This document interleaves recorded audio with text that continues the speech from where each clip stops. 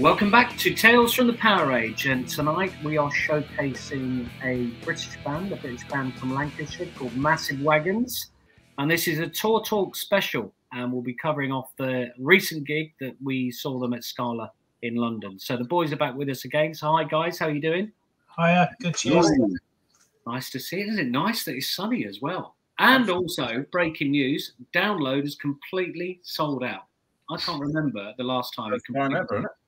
Camper vans, camping, day tickets, 3-day tickets, everything sold out. So anyway, more on that on another podcast.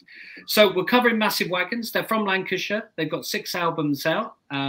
They recently released their latest album called Triggered, which made number 7 in the UK charts, which is absolutely fantastic.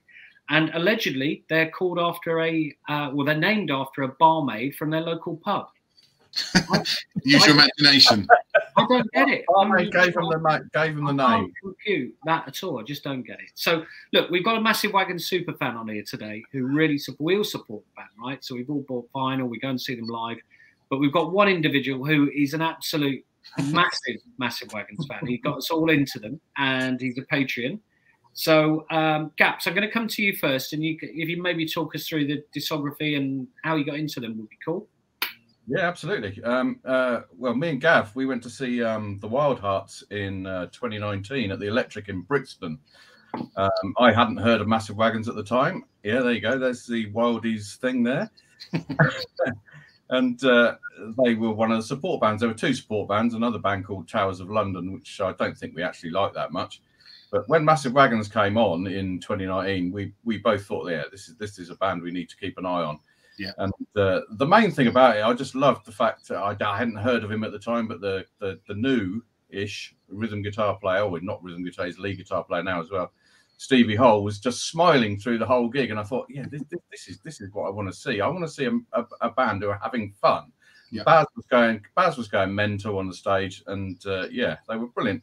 And I thought, well, we'll keep an eye on them and see what happens. And then, of course, we got into 2020 and COVID hit, and they kind of went off my radar a little bit until I heard In It Together, which is off of the House of Noise album on Planet Rock. And I thought, Jesus, what a fantastic song that is. One of the best songs I'd heard on Planet Rock. And I'd had a couple of Amazon vouchers for my birthday. This is 2021 now. I just got back into vinyl because all these boys were massively into vinyl. So I bought myself a record player. So I thought, my Amazon vouchers are going towards House of Noise, and I had enough to get the previous album, Full Nelson, on vinyl as well. And I put House of Noise on, and it was one of the greatest albums I've ever heard in my entire life. It was fantastic. I couldn't believe it. I said to all these boys in the chat, I don't underplay it. As I was playing it, you've got, yeah, that's the fella. You've all got to buy this album. It's so good. It's only like 20 quid Amazon at the minute. And the funny thing was because I bought two albums at the time, I played the House of Noise first. And I thought, I've got to put Full Nelson on afterwards. It's no way it can be as good. And it is absolutely brilliant. It's your favourite, isn't it, Jam? Very much my favourite. It's a bang. They're all great. I played that second, and I thought, Jesus Christ, that's about 30 songs I've heard that are all of them are brilliant. And that was it. I was hooked from then on. So they've got 6 albums out. Gaps, go backwards and then buy the older albums, then, didn't you? Yeah. So which are the ones that really stand out for you?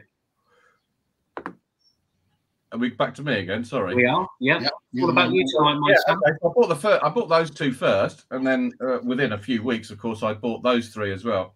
You can't get the first 2 on vinyl, unfortunately, so I got them on CD. The first one's on an independent label. The second 2 are on Off Your Rocker Records, independent label from Ibiza. Not massively into CDs anymore, but when I put Welcome to the World on for the first time on vinyl, I thought, oh my God, they've done it again. Another fantastic album. And they really sound good, don't they? The production, even on the early ones, is really good. The production's great. Yeah. But I listened to Welcome to the World after Full Nelson, and I realised that 2 of the songs on Full Nelson, Ratio and Tokyo, were from the previous album. Yeah. And you could tell the difference because the guitar is so much heavier on Welcome to the World than it is on Full Nelson. And you can definitely tell the difference. And having spoken to Adam Thistlethwaite at one of the fan club dues I've been to, wasn't too happy about the fact that those 2 songs got put on the later album. We might talk about that a bit later on. Okay. Just an ideal opportunity, if I can. I mean, my copy, I bought this from an independent record shop in Barnstable, out Devon way. And I love the fact I left this on the front because the guy often puts, when there's bands that people might not know, he often puts a description of what a band might be like. And for this, for fans of Metallica, Thin Lizzy, Maiden, Zepp, AC/DC, then at the top right he puts hard rock and heavy fucking metal, old school, shit pop. The fact he puts old school shit. He likes these, by the way, because I was having a chat with him when I was in there, and he said, "Oh, great bands." Maybe there's a bit of similarity with AC/DC, but certainly not Metallica. It's almost like he's going, right, who are brilliant bands? Let me put this on here so that then people are going to want to listen to this. Yeah, exactly. I can't think anyone would pick this up that liked any of those bands and think, "Oh no, that's not for me." So sorry, good time to bring that in. Brilliant. Excellent. So the latest album came out last year. We'll cover some of that off in a little bit. But Gaps, you also are a patron of, or Patreon. Yeah, that's right. How did that come about? Well, I was so into them. I thought, look, I'm gonna have to give them some of my money, even though it's very limited. And it's costed me £15 a month to be a Patreon of their fan club. First time I've been in a fan club since Magnum back in the 80s. So I thought it was. I thought I liked them so much that I could afford £15 a month to be a Patreon. And I've got to go to now 2 of the fan club events that they've done. Some pictures there with me and Stevie and Adam and Baz. And we've had great fun. I took Gav to the first one. Thank you. It's in Bilston, near Wolverhampton. And that was in 2021. And I took my daughter, Leah, to the second one, which was in Morecambe in Lancashire. Bloody long way to go, but it was a fantastic night. And the picture of Adam there with playing the solo, that's where that one's from. And the picture of me and Stevie on the top right is also, that's where that one's from as well. Brilliant. They play totally different songs that they don't play normally. Yeah. It's all voted for by the fans. And they come and they do the meet and greet, and you can have a chat with them, buy them a drink and all that sort of stuff. And fantastic nights, both of them. Cool. And Gav, you attended this one as well. So any thoughts, any memories? Yeah, it was brilliant actually, because they're so down to earth. That's one of the most appealing things about them. You know, they treat the fans just like mates. You know, and they came out, and we took these photos. We had quite a long chat, really. You know, considering there's quite a few people for them to get through. We had a good old chat. I bought him a drink, if I recall. You did, yeah. You bought Adam a drink. He was so pleased you bought him a drink. It was brilliant. Yeah, and they posted photos and stuff like that. But it was, you know, you could really, rather than just the really superficial questions you'd normally ask, you could ask kind of real deep, nerdy questions that were, you know, that you're interested in. And they would honestly answer, you know, whether you should, you know, publicly say what they said, but you got to the truth on a couple of, you know, real biting issues. It's really cool. Really cool how they're so open and honest. It's, yeah. And keep it under your hat. It deepens your affection to them and your loyalty. So it kind of works both ways. Yeah.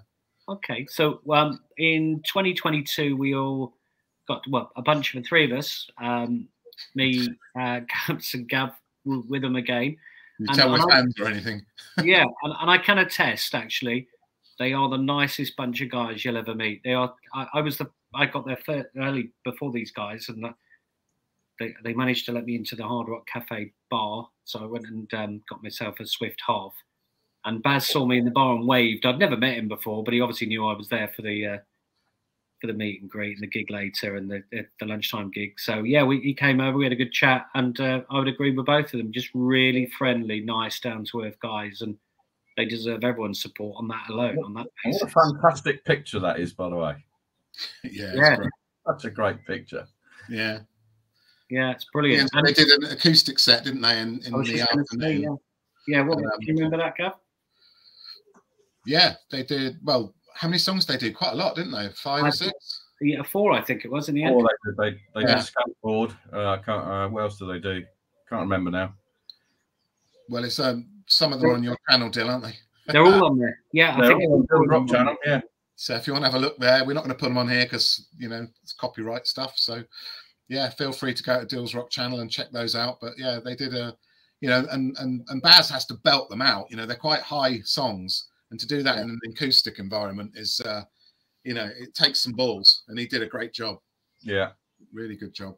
Well, that was a brilliant afternoon, and that was washed down with a nice few beers and a lovely burger and some chicken wings in Hard Rock Cafe. So Hard Rock Cafe, we're just giving you a shout out. If you want to send us some vouchers for a free lunch, then we'd be more than willing to take those on. So if we can for our troubles. Yeah, there you go. Yeah, we got a bunch of stuff, didn't we? Pass, and you'll see this later, but we all got signed posters. Yeah, just really nice. It was good fun. Yeah, it was a great day, and they were just across the way in Shepherd's Bush, weren't they? With Ugly Kid Joe, was it? Yes. Yeah. A good night out. So, great Jam, day.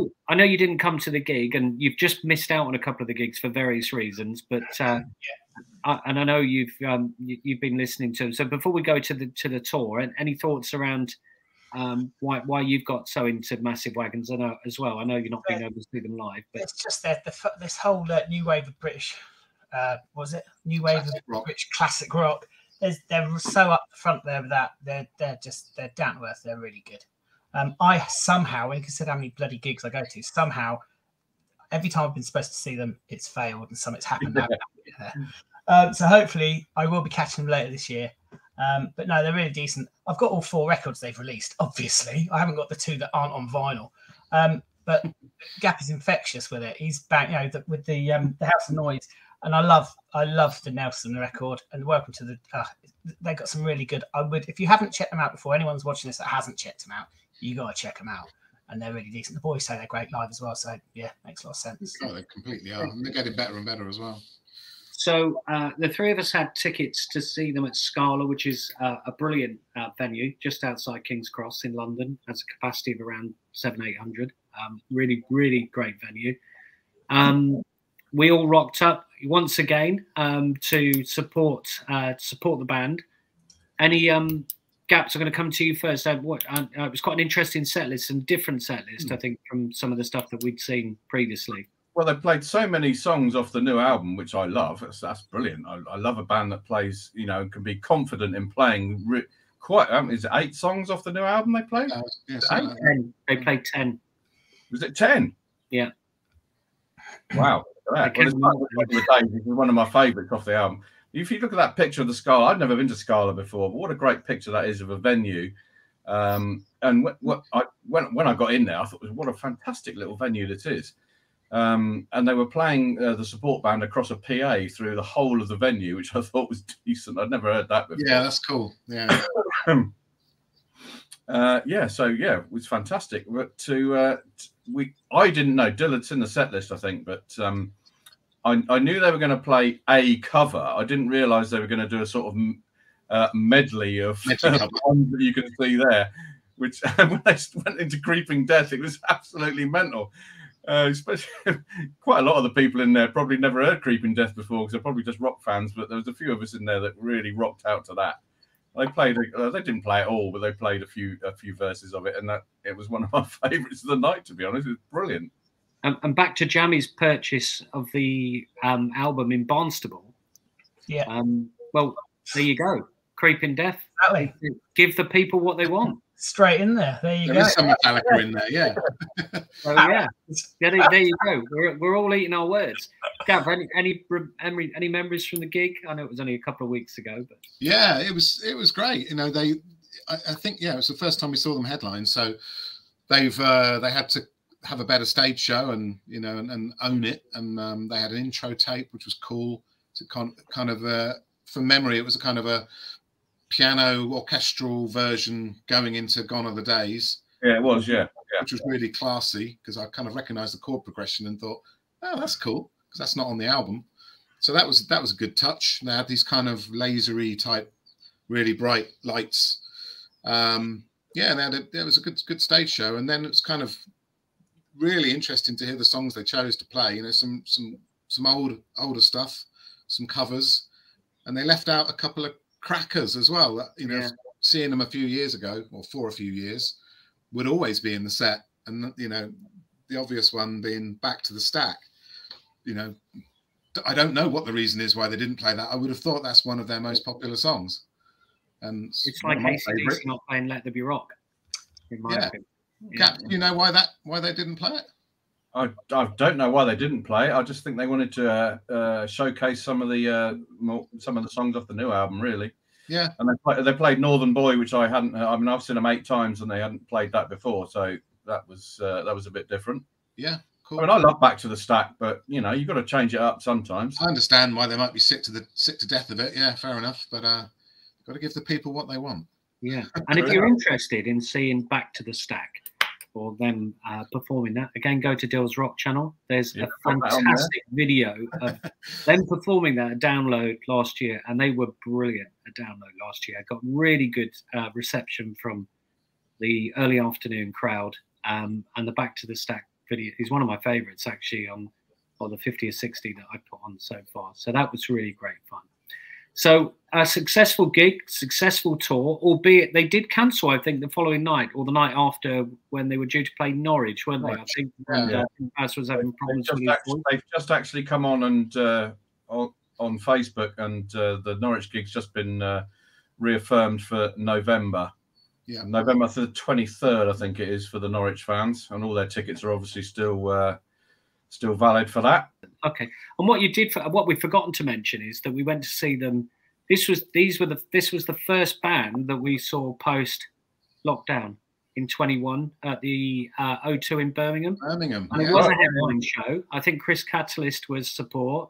He was, from memory, and that was a nice night out. Or apart from Gaps losing his T-shirt in the curry house. I did. Yeah. Well, I saw him the week before in London with my daughter, and then we went to the Birmingham show again. Jam was supposed to come, but for some reason I can't remember why he didn't. But he didn't turn up. But that was a great gig. Yeah, they were brilliant at Birmingham. Yeah, and it was nice to be back gigging again, wasn't it? Yeah, absolutely. Yeah, you guys saw him at Download as well, didn't you? Yeah. I still think my favourite gig in the 8 times I've seen him was the one we went to after the Hard Rock Hell. The Hard Rock Cafe. Ugly Kid Joe. With the acoustic stuff, we saw him at Shepherd's Bush. I thought that was the best gig they did, to me, anyway. It's a brilliant venue as well. It always sounds. I love Shepherd's Bush. Superb. Yeah, always sounds great. Okay, so let's go on to some of the stuff that Gapster has got, and he's got loads of it. So, do you want to tell us about all of this this copious amounts of vinyl that you've got here? Well, I've tried to collect all of the House of Noise albums. There's a pink one available, but I haven't got that yet. There's also 3 or 4 versions of the yellow one. I've only got the yellow and the blue. I haven't got the red vinyl. But I went all in on the new album, and I bought the which I thought, hang on, it was a bit odd that they did this at Earache Records. They did what they called a complete-ish version of the album, because they left one colour vinyl out, which I had a word with Adam at the gig, and he was aware of it, and he wasn't very happy about it. There's a purple version, which I think Mr. Chamberlain Dill up the top there, he's got that, and it's not on my thing, but as you can see, all mine are signed. I've got a tape which is still in the cellophane. Obviously that'll never come out because I don't even think I've got a tape player anymore, so I wouldn't play it anyway. But yeah, the new album's fantastic. It's brilliant. Yeah. Okay. Excellent. Some great stuff. Are they all signed as well, Gaps? Yeah, all the vinyls are signed. Yeah, I haven't got a signed House of Noise, but all the triggers are signed. Gaps just. Yeah, I got that, the one that you can see there anyway. So the splatter vinyl. Very nice. I got the CD as well. Have you played it? Yeah, I've got the CD came. I didn't actually put that in the picture for some reason. I don't know why. All right. Okay. Okay, cool. So success all round. Do you want to go to the next slide? Sure. So there's some more stuff. A little bit of everything here, yeah. Yeah, because I joined the fan club, I got the bits on the left, as you can see there, with a nice little message from Baz and a certificate of badassery, which I haven't framed yet. I got all the pics, and the one in the middle there you can see is the single, which is actually from Record Store Day. Was that last year, Dill? I think it was. Yeah. It was last year. It might have been 21, actually. I can't remember. 2021, it says, yeah. 2021, yeah. Yeah, we got the "You're With Me" when you got that, which is brilliant. So, yeah, cool. Are they stickers there, or are they patches? Yeah, no, they're stickers. No, I've got a guitar which they're ready to go on, but I haven't actually put them on the guitar yet, but they're great stickers. When you order stuff from their oh yeah, the drumstick. I got the drumsticks. You can just about see the drumstick at the bottom. I picked that up at the second fan club gig that I went to with my daughter. I said to Alex, I said, "Can I have one of your drumsticks?" He said, "Yeah, just go up on the stage and go and get one." And I thought, no, I'm not going to go up on the stage and see everybody watch me steal a drumstick. He said, "Don't worry, Stevie will get you one." Stevie's the guitar player. I said, "Stevie, go and get me a drumstick." And he went, "What, a drumstick?" I said, "Yeah." Alex said it's okay, so just go and get me one. So he went and got me a drumstick and brought it back. Brilliant.